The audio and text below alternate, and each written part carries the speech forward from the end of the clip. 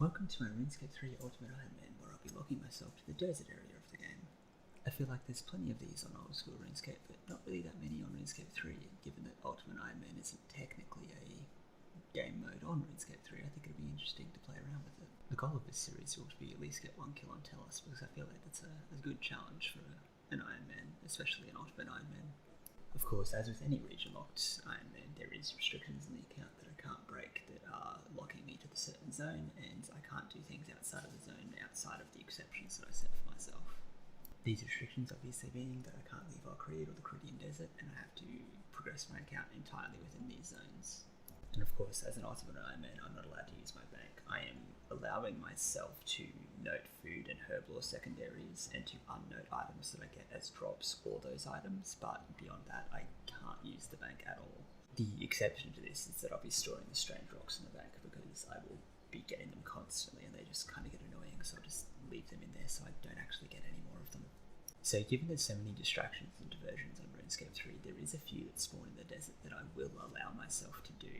I could add to this if I remember another one, but for now this is the list that I've got. So first one's going to be Gothic Syncations, given that divination is such an important skill in this account for transmutations, but I'm not going to allow myself to use these until after I've unlocked Sophonem, because there is a divination wisp thing down there that I can use to access them, so once I've unlocked that I'll be able to do occasions. Next is Fish Flingers, because there's a guy down there that I can access it in Menaphos, so once I've unlocked that fishing spot, I can do Fish Flingers to get some extra fishing experience. There is also a single sinkhole that can spawn in the desert, so if I spot that, then I'll allow myself to do that for some extra dungeoneering experience. And the Tusker minigame is also another really important one that I need to let myself do, because there's a lot of skills that I can level there that are borderline impossible to level in the desert otherwise. Like dungeoneering is really difficult outside of sinkholes, so I don't really want to stress myself out too much over that, but you get a lot of experience from it, so it is good. Side note that I remembered well and truly after this, there's also Vine Sweeper, which I can do by talking to a leprechaun, so that is another one that I can do. And now for the exceptions, because there's always going to be some of these. There's a lot of things that I just can't do without doing things outside of the desert, so I'm trying to keep them as minimal as possible. The first one is collecting a pair of leather gloves from Edgeville, because you need them for the feud, and that is a quest that's required for a large chunk of any progress in the desert, so I need to grab them. The second being that I'm going to allow myself to chop a single set of willow logs at 30 wood cutting, otherwise I won't be able to do Ithrin's Little Helper without getting my hunter up to catch a spirit impling and then having to find one of them, so it just makes it slightly easier on myself, because yeah. Also going to allow myself to get a bucket of sap for the same quest, because I cannot get that in the desert. I need an evergreen tree for it, so obviously I need to complete Stolen Hearts, so I'm allowing myself to leave the desert to do that. Also need to complete Gertrude's Cat for a good chunk of quests in the desert, so I need to do that one as well. I will be allowing myself to run up to Varrock to unlock the runes from Ali after the feud too, because they're kind of useful, so. And at the same time I'm up there, I may as well unlock my house and go back there to move it to the appropriate areas once I actually have the construction level for it.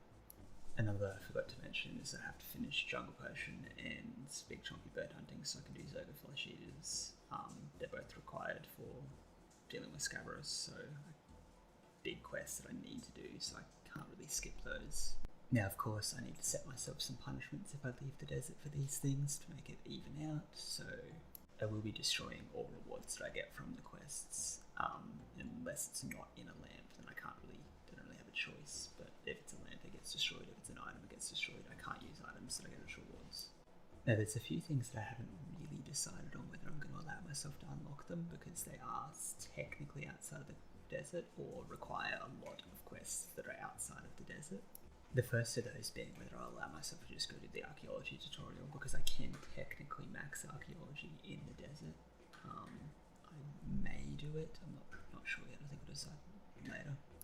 The second being whether I'll allow myself to unlock and use invention. This one's a long way away because I've got a lot of skills to level 2 at first, but it would be useful, but I just don't know if it's would be considered cheating, I guess.